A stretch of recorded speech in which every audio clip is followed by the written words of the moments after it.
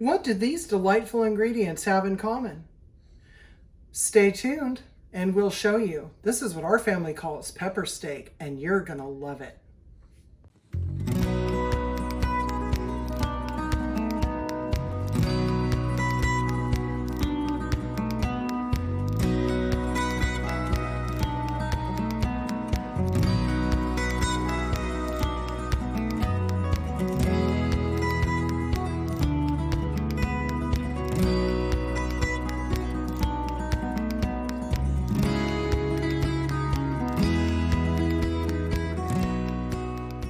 So we're gonna go ahead and use our Instant Pot. This is not an Instant Pot lesson tonight. We will go into more depth with the Instant Pot in the future. So I'm gonna go ahead and get started so that we can get dinner on the table tonight. So what I'm gonna do on my Instant Pot, and you can do this on your stove, is we're gonna saute the meat to start with. So on my Instant Pot, I'm gonna hit saute and start, and it's gonna start heating up. I do not measure per se, unless something comes in, a package or something, I can tell you the weight. So I have some nice local olive oil here, and I'm putting, tablespoon and a half, 2 tablespoons at the very most, into the pot. I'm gonna let that come up just a little bit until I see some bubbles in there. And it shouldn't take long because this machine heats up pretty quickly. As soon as the oil spreads out along the bottom of the pan, that's when I'm going to go ahead and put the meat in. And then we're going to put in a little bit of soy sauce to give it a little kick. We do use a low sodium soy sauce in our house. You could also use tamari, or you could use liquid aminos if you prefer to use those instead. They all taste the same. I would only caution that if you do choose to use liquid aminos and you've never used them before, you only need about 1/4 of that as you would anything else. It's really salty. Very good, but very, very salty. So my pot I can see that the oil has thinned out a little bit. And so I'm going to go ahead and I'm going to put the meat in here. And this was about 1 pound of chuck that we got at Costco. It was about $5.99 when we got it. It's not sizzling yet, so it'll be a minute. It was about $5.99 a pound. We got 5 steaks, I believe, and their total weight was 4 1/4 pounds. So we packaged up the remaining steaks in packages of 1 because it's just the 2 of us. And typically we're going to use that kind of steak for something like maybe shish kebabs or stew or something like that. And typically JJ and I prefer to have more vegetable, and I like a little bit more juice than we do the meat. I'm not going to keep bending over, but I am still here because you can hear my voice. Okay, so we're going to go ahead. The meat is already beginning to bubble. I don't know if it helps me. JJ's behind the camera. Can you see that bubbling a little bit, hun? Okay. So it's starting to bubble, and that means that it's, well on its way to sauteing. You could probably use water if you wanted, but a little bit of fat in this meal doesn't hurt, and it's really such a small amount of olive oil, I'm just not going to worry about it. You saw that there was very little fat and marbling in the meat. So to have absolutely no fat would really just result in it sticking to the bottom, and nobody really wants that. What we're doing here is we're just trying to brown it up a little bit and get it started. It doesn't have to be dark brown or crusty or anything. That's not the point of this particular meal. This really ends up kind of being a mix between stew and like chow mein or something that you would get at the store. Go ahead. Okay, so we let this cook for about 2 minutes, and it's almost done. There's just the tiniest bit of pink in the center. No big deal because it's going to pressure cook here in a few minutes. But there are some pretty crucial steps here that we need. We need a little bit of flavor in the meat. So I've got this low sodium soy sauce, and I'm going to say I'm putting in I'm going to be generous with it, okay? Because this is also going to flavor the vegetables that go in a few minutes. So I put about 2 to 3 tablespoons in there. I know it looks like a lot more, but trust me, it wasn't. And ordinarily we love to have tons and tons of garlic, but tonight I just went ahead and crushed up like 4 tiny cloves of garlic. It's what, about 2 teaspoons? Ordinarily, honestly, when it says 4 cloves of garlic, we put in a head. So I'm being very gentle tonight. Okay, so we've got those 2 spices going on in there. And again, you know, we have the soy sauce, so we really don't need to add any salt or anything. I'm going to throw in just the tiniest bit of pepper, enough to just kind of wake everything up, but nothing crazy.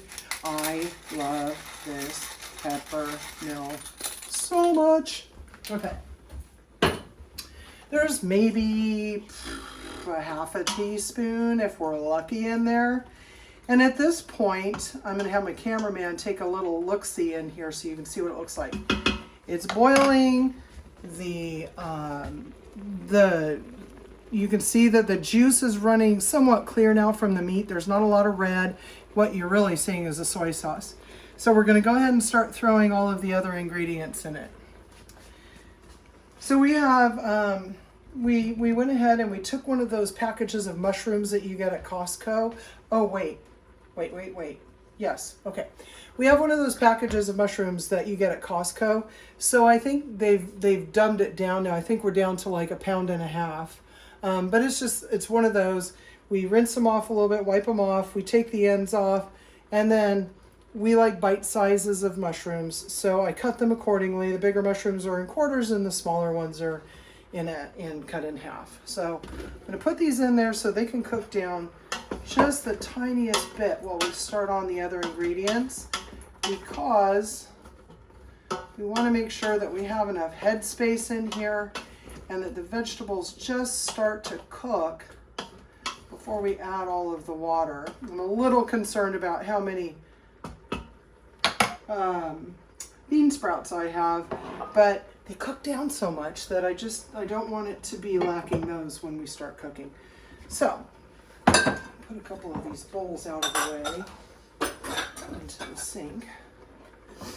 And because I'm going to be putting water and liquid over the top, I'm going to go ahead and put these in here now so that they can start getting warm. It's just going to help them cook down. And you can see that I'm not pushing anything down, but I am spreading them out because we're going to be putting more vegetables in there. We're going to put the peppers and some green onions.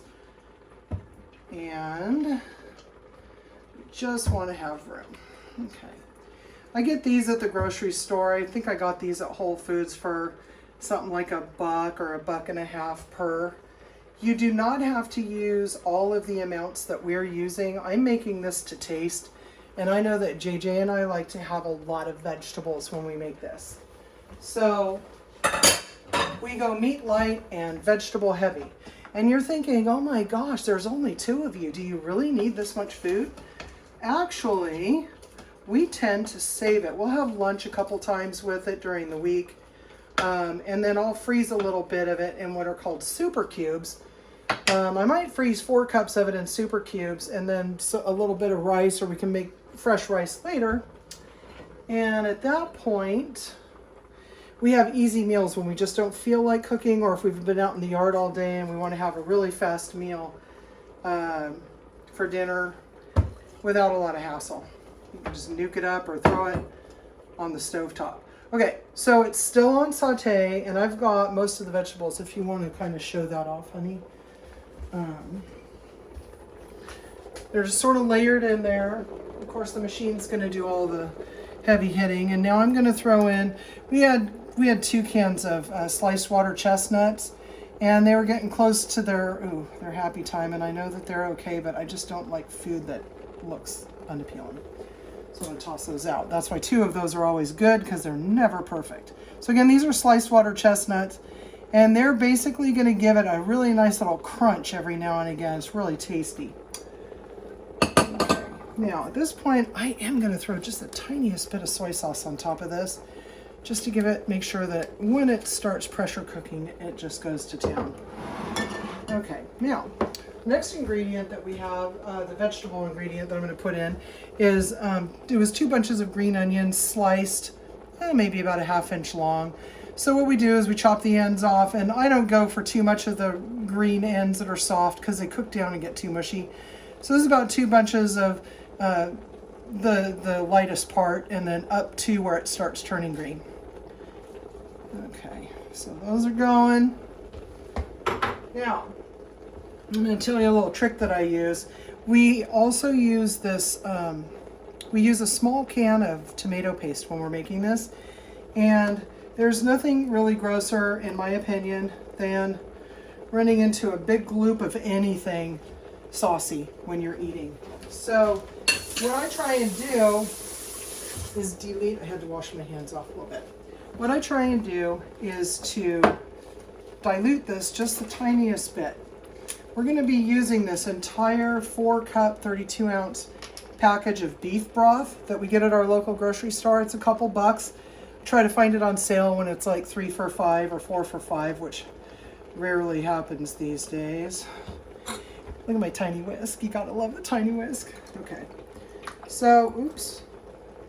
So all I'm gonna do here is just loosen that up so that it's not big and nasty in there when it goes into the pot. And since it's all going into the pot, it really doesn't matter. You don't have to get it perfect. What you really are trying to do is just loosen it up, again, so that you don't have a big, nasty bite of tomato paste at the end of the day, okay? So now you can see it's more like a tomato sauce. Can you see that on the camera? It's more like a really, really thick tomato sauce, but you don't see any nasty lumps in there. So we're gonna dump that in. And this is gonna be the same in a pot on the stove as it is here. After we get the vegetables and the meat and everything in there, after the meat's sauteed, what we're gonna try and do here is just fill it just to the top of the vegetables and everything with liquid. We do want to, I'm just adding the beef broth because it just gives it a little bit more depth. But then you don't want it to be too crazy. You could use, like, we make onion broth, and you choose to use some of your homemade, home canned broth or your beef broth if you do any of that, bone broth probably. But I don't, so I'm going to go ahead and just fill the remainder with water. So what I did was I just went and got some filtered water, and I brought it up to the top of the vegetables. In an Instant Pot, there's a max fill line, and that is exactly where this pot brought us to. So you can, it's right behind here, and that's the max fill. You see there's a couple inches of headspace. Now you're going to want to do the same thing if you're cooking this on your stovetop, because you're going to bring it to a boil for just a couple minutes and keep an eye on it and stir it, and then you're going to turn it down to a simmer. You're going to cover it and on the stovetop, and you're going to cook it for, oh gosh, a good 1.5 to 2 hours. The mushrooms and the peppers are your guide. You want those to be soft enough to eat, but you don't want the peppers to just completely disintegrate. So I'm going to go ahead and get the lid put on this, and we're going to get it started. And then I'm going to show you how I make rice on the stovetop. Okay, so I've lined up my Instant Pot lid, and I've made sure that it's sealed, that the pressure is not going to come out. And in this instance, again, on your stovetop, this is where you're going to turn it up and bring it to a boil. Keep your eyes on it and stir it, but in a pressure cooker or an Instant Pot, we're just going to go ahead and set the pot, and it's going to cook for about 10 to 15 minutes. I'm actually going to set it for 12. So I'm going to go to pressure cook, and then I am going to press my little button in, and it starts at 6 minutes here. I am actually going to take it up to 12 minutes, and then I'm going to hit the start button. Now what this machine's going to do is it's going to pressurize and it's going to cook. And if you don't have an Instant Pot or a pressure cooker, our house is going to smell in about 5 minutes like this has been cooking all afternoon. It's amazing. Now we're going to move on to the rice. Okay, so what I did was I have a cup of basmati rice here that I have rinsed and drained, because the last thing that we really want is to have any of the cloudiness and the chemicals that are left over on the rice when we cook it. If you have a rice cooker, go ahead and do it. I don't see the need to have a rice cooker personally because stovetop is just as simple. And it's one less machine, and God knows we have enough machines around here. So what we're doing is we're going to bring the water up to a vigorous rolling boil. I don't know that this is really necessary. Maybe it's a wives' tale, but I always throw just the tiniest bit of salt in there. I really don't know why. And I'm really not going to go out and find out what the science is behind it. If you'd like to comment and tell me why I should or shouldn't do that, that would be awesome. Okay, so the water has come up to a boil. I'm using a pan with the most surface area as I can because it'll just cook more evenly. And I'm going to dump the rice into the boiling water. Scrape it out a little bit. Yes, my hands are very clean, by the way, so don't get all freaked out about that. And you kind of see there's not a lot of residue left, okay, after rinsing the rice, which is super good. Better for us as humans. And then I'm just going to grab a fork and just kind of mush it all around. As soon as I see it boiling again, I have an electric stove. It'll be different on gas because this takes a minute to come down. So, JJ, if you can lift it if you can't see, I start to see water coming up. This is my cue. I see water coming up through the rice. So I'm going to take it on my stove down to 1. All you really want it to do now is to steam for about 25 to 30 minutes. So I'm going to set the timer. Both of the machines are going, and we'll return when we hit the next step, when we thicken up the pepper steak. Okay, so we have cooked for 12 minutes. So it took about 10 or 15 minutes to pressurize, 12 minutes to cook. And then we gave it about 10 minutes to depressurize. Then we did a quick release and finished it off to let the steam out. So now what we're going to do is we're going to take the lid off of this. And then I'm going to mix up a little bit of cornstarch and water because neither of us is allergic to any corn products. So if you are, use the thickener of your choice. Just make sure you don't have any lumps in it, because what we're going to do now is we're going to make it a little bit thicker like a stew, because you noticed when we sauteed the meat, we didn't have a flour coating on it. You don't do that in here, and we don't do it in our pans either. We thicken it after the fact. The rice looks really good and fluffy, and we'll go take a look at that in a few minutes as well. So I'm going to go ahead and do this. I'm going to show you how I get my cornstarch and water ready, and we're going to thicken it up, and then we're going to come back and have a bite and see how tasty it is. Okay, everybody. So we've released the lid, and it's going to look like this in your pot. Now, if you can tell, these peppers are soft, but the skin's still on them. It's not peeling back. The mushrooms are looking pretty darn good. Look at that. Look at that. The bean sprouts, you can still tell what they are. And now what we're going to do is thicken it so that we can get that really nice sort of stew consistency. So what I like to do is we're going to use cornstarch and water slurry to do that. I'm going to go ahead. If you have it on the stove, you're just going to go ahead and turn your stove up to, maybe take your lid off, obviously, and turn it up to, turn it up to, I don't know, medium high to get it warm again. And on this, I'm just hitting the saute button again because I just want to get it hot when I put the slurry in. So you don't want to start, gangbusters, because you want to start chasing your tail with, water and cornstarch and then more water because you got it too thick. So I have a tablespoon. I'm going to start with a couple tablespoons because this is a pretty good sized pot, really.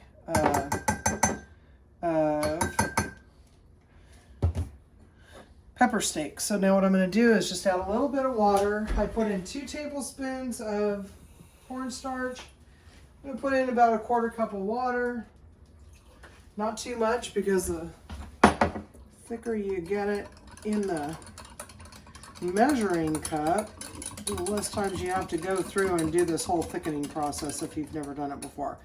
Now it's really important, just like if you're making a gravy, and if you've never done it, you do not want any lumps going in to the pot, because there's nothing grosser than that. I had my clean little whisk again, and I just cleaned out this. So I'm going to go ahead and stir it and get it kind of going, and then I'm just going to drizzle it in. Okay, I'm just going to change the color a little bit. It's going to lighten it up. This is where I actually do like having it on the stove better than in an Instant Pot. We're pretty new Instant Pot owners, so we've really only used this, I don't know, what, 5-6 times. So now what I'm going to do is just stir it for a minute or two. And you can see that the color changed, right? It went from that more orangish red to a little bit more brown. And so it's kind of getting there. I'm going to go ahead and add now another couple of tablespoons. I think this is probably going to do it. Okay, a couple tablespoons, and then again, a little bit more water. And you're just going to do this in small batches until you have the desired consistency. We do like things a little soupy, but we don't want it so thin that it just falls off of the rice and the crispy noodles. So once again, I did that where I thickened it up. And again, if you do too much water, you're kind of defeating the purpose. So we're just going to drizzle it in. I didn't see any problems with that. Oh, I'm already feeling it. See, it's already starting to thicken up. You can see it. If it's on your stovetop, see right there, that right there, that's what you don't want. So thankfully it was all up against the sides. And I just kind of corrected it by dragging it off because I don't want it to fall off into my dinner. I mean, nasty, nasty, nasty. Okay, yeah, I think this is actually going to do it. There we go.